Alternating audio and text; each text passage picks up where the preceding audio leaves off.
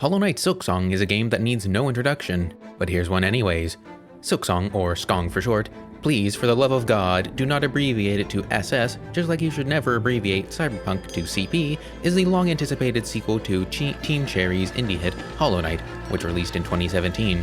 While Hollow Knight was already well known for being a difficult game, SilkSong takes it to the next level. In SilkSong, you play as Hornet, a half-spider, half-godlike being who was captured for the purpose of something for the ruler of the kingdom of Pharloom. I would say monarch, but unfortunately they are not a butterfly. After surviving a bridge collapse and walking off that near-death encounter with a short hike and fighting some local wildlife, we collapse in front of an old lady who helps bring us up to speed on the situation.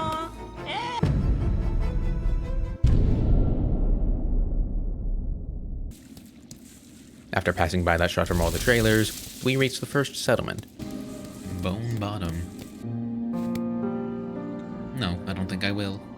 After passing through Bone Bottom, we meet the best character in the game, Sherma. And if the devs Fari do anything to Sherma, there will be no place on Earth where they will be safe.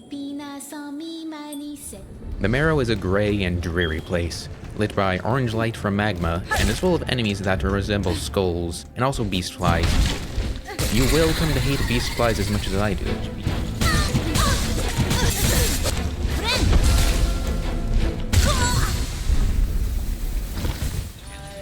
Here in the Marrow, we have our first encounter with the warrior map-maper Chakra,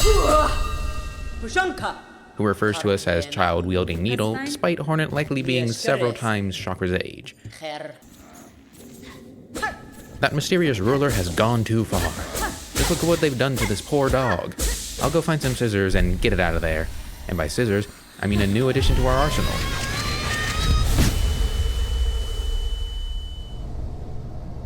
The Silk skill Silk Spear, in other words, a spell that deals damage in a straight line in front of our position.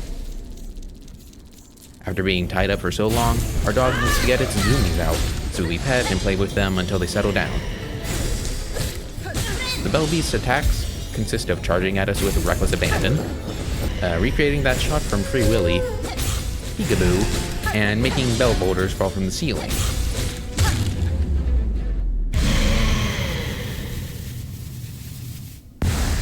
After calming down the dog, we obtain a silk heart.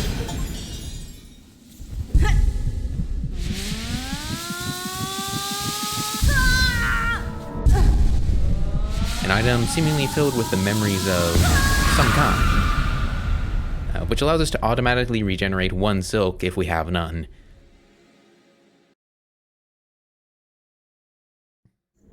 When leaving the arena, we are stopped by the dog who wants to be our friend now. You're my friend now.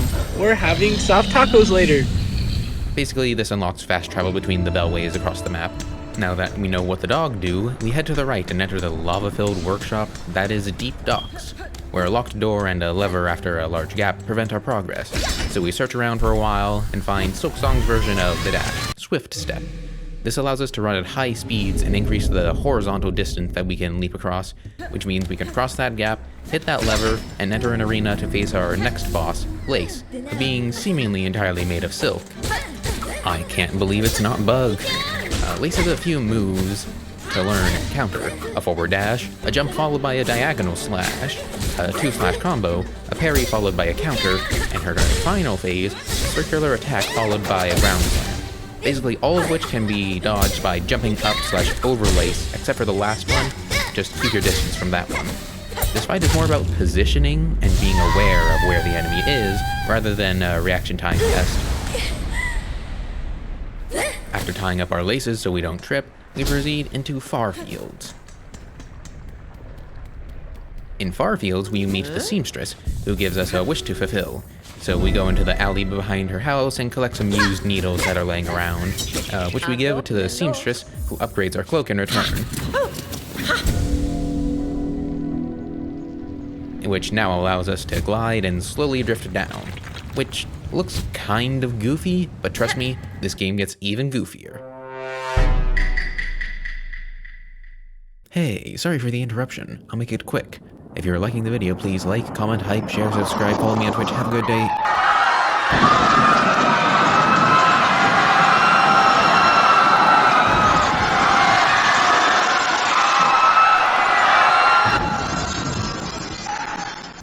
On our way back from that little detour, we encounter yet another boss.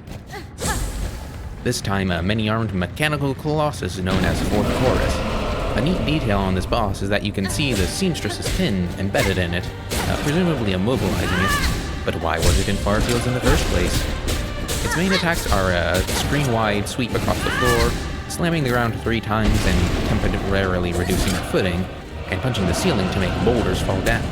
In its final phase, we can ride the air currents on either side of Fourth Chorus, and hit the explodey rocks on the big rock above its head to finish it off. And you can do this in the earlier phases to quickly kill it, but that's more difficult, at least for me. Returning to the large vertical shaft, we can ride the various air currents up and begin to ascend. We finish our ascent and blast straight through solid rock into the next area, Greymoor. Now, from here we can either go left and progress the story, or go right for some additional content.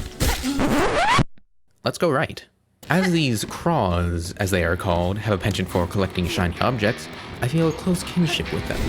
Unfortunately for them, that is not enough to overcome my grief for new items. So, blood for the blood god.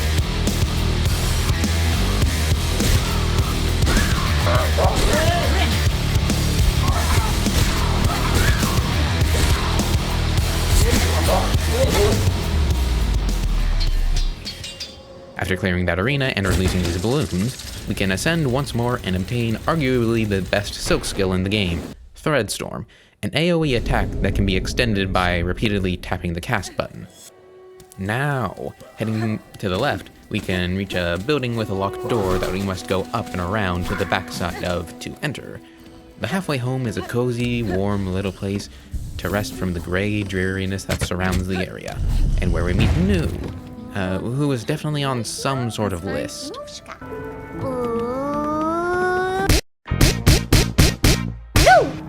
Continuing left from the halfway home, you can either just continue left and have a fairly easy path forward, or you can head into the Bellway and the hidden entrance in there to the Rat Dungeon to continue forward.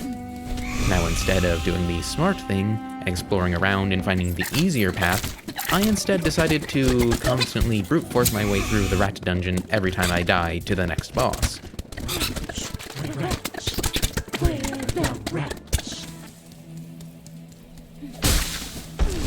The Marrow, who on release did 2 contact damage, his slashing attack did 2 damage, and seemingly had some kind of magnetism, on top of each of his projectile attacks also dealing 2 damage and locking you in place for a solid second. Needless to say, this was one of the big difficulty spikes that a lot of people struggled with when playing on release, as many people still only have 5 masks by this point. But you can make it a bit easier by exploring the windmills around Greymoor, and eventually Gardermon and his noble steed Zaza will aid you in battle.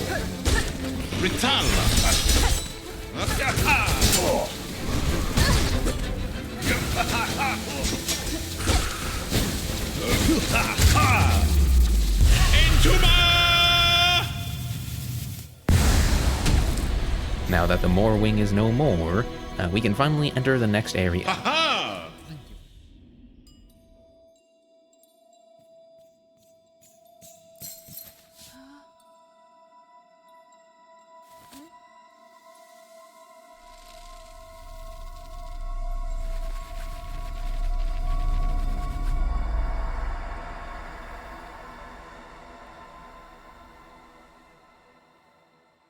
Well, that's not concerning at all. Making our way into Bellhart, we see that its denizens are caught up in threads, much like our dog was earlier. To free them, we make our way to the left through Shellwood, defeat Sister Splinter,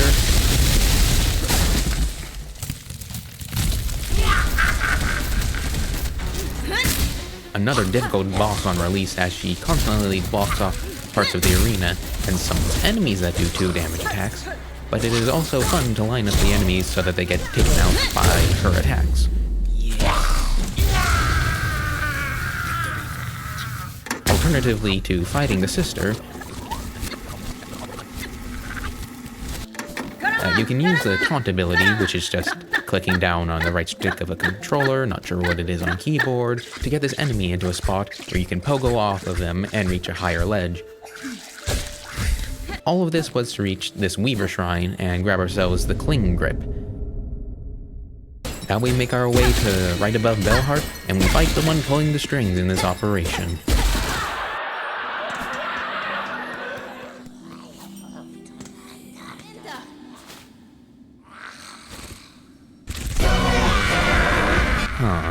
Widow. I wonder how her husband died. Widow is a fast, teleporty bastard with a lot of attacks and a lot of health. They have a 2 damage charging attack, one where they turn the floor into a hazard, and pulling bells down either from straight above or diagonally. After dealing the finishing blow... JK, not dead, lol.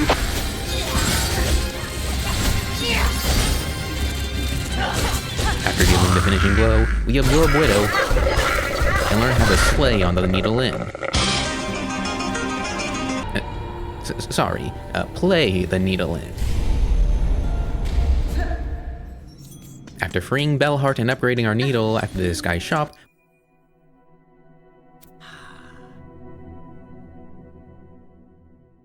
we head to the left.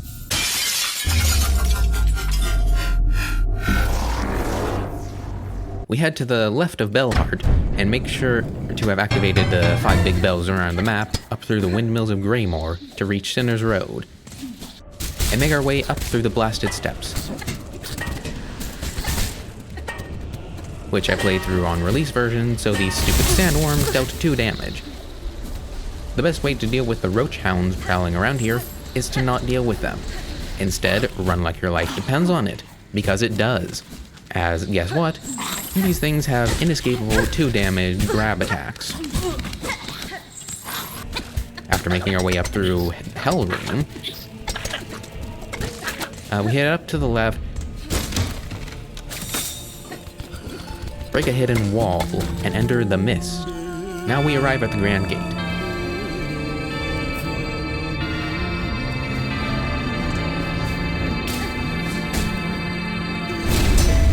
Oh, hey, look, a civilian.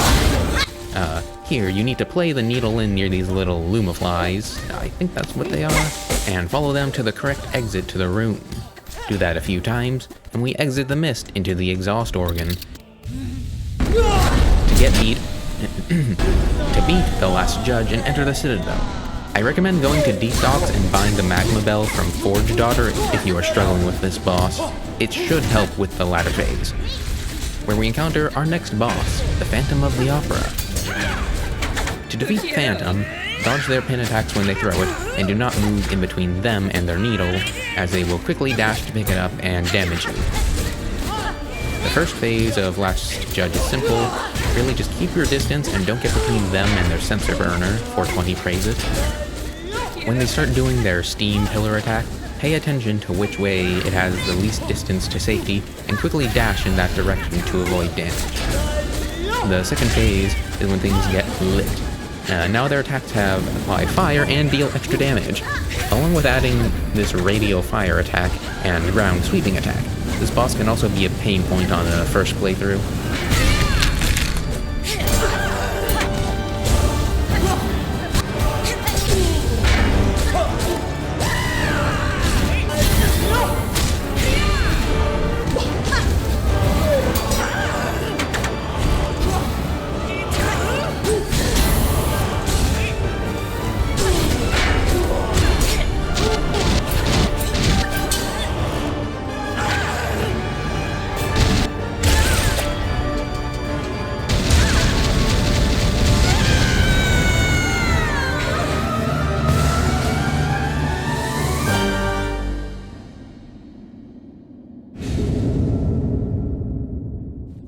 Yay, that was the hardest boss since the morning. This time I didn't have Zalga to aid me in battle.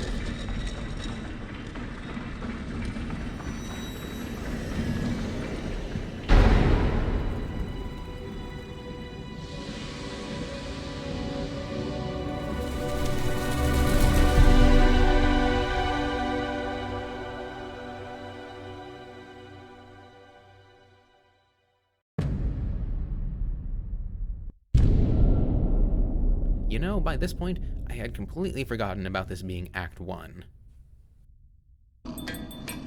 Oh, there's a tormento.